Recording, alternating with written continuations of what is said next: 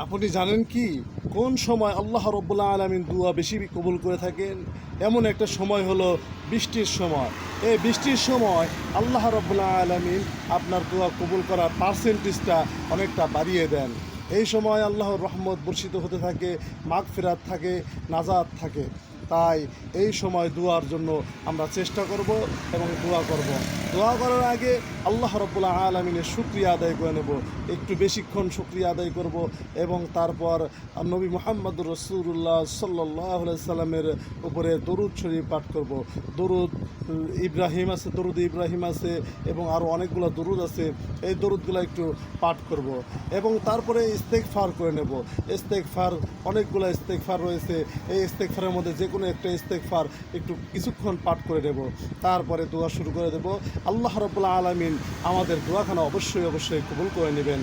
কারণ আল্লাহ রাব্বুল আলামিনের প্রশংসা করলে আল্লাহ রাব্বুল আলামিন যদি তারপর রাগান্বিত থাকেন, তার রহমতের জোশ পড়ে যায় আর সেই বান্দাকে মাফ করার জন্য সে উতালা হয়ে যায়। তাই অবশ্যই তার প্রশংসা করে নেবেন এবং তারপরে নবী মুহাম্মদ রাসূলুল্লাহ সাল্লাল্লাহু আলাইহি ওয়াসাল্লামের দরুদ পড়ার কারণে আপনার দোয়ার জোর অনেকটা বেড়ে যায়। আর তার অবশেষে হলো আপনার ইস্তেগফার। আল্লাহ রাব্বুল আলামিন যারা মাফ চায়, ইস্তেগফার করে, আল্লাহ রাব্বুল আলামিন তাদের প্রতি খুশি হয়ে যান, রাজি হয়ে যান এবং তাদেরকে অতিরিক্ত ক্ষমা করে দেন। তাই অবশ্যই আমরা চেষ্টা করব আল্লাহ রাব্বুল আলামিনের কাছে যেন দোয়া করার আগে আমরা অবশ্যই তার প্রশংসা করে নেই এবং তার শুকরিয়া আদায় করি।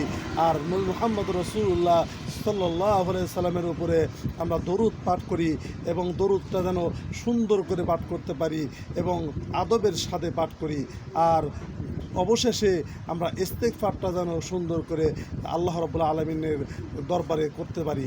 আল্লাহ রাব্বুল আলামিন তৌফিক দান করুক সবাইকে এবং আমরা যেন সর্বদা সুন্দরভাবে চলাচল করতে পারি, কোনো মানুষকে কষ্ট না দেই, মানুষের সাথে সৎ আচরণ করি, ভালো ব্যবহার করি।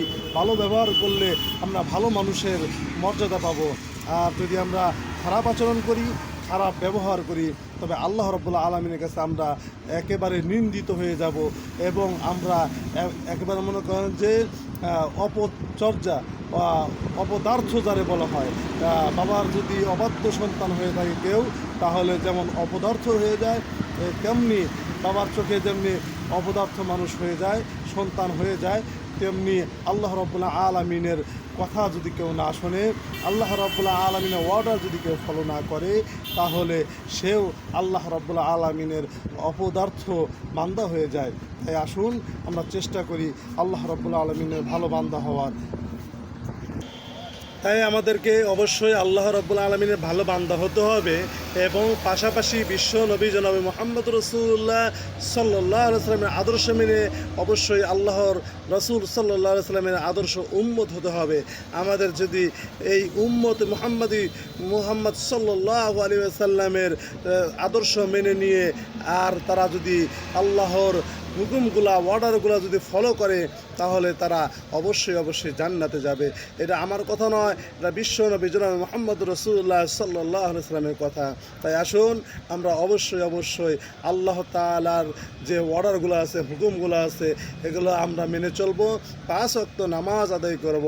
আল্লাহ রাব্বুল আলামিন যে রিজিক দিয়েছেন, সেই রিজিকের আমরা শুকরিয়া আদায় করব এবং আল্লাহ রাব্বুল আলামিন যা দিয়েছেন তারই শুকরিয়া আদায় করব এবং আমরা ইস্তেগফার বেশি আদায় করব এবং মাঝে মাঝে বিশ্ব নবী জনাব মুহাম্মদ রাসূলুল্লাহ সাল্লাল্লাহু আলাইহি ওয়াসাল্লামের উপরে আমরা দরুদ পাঠ করব।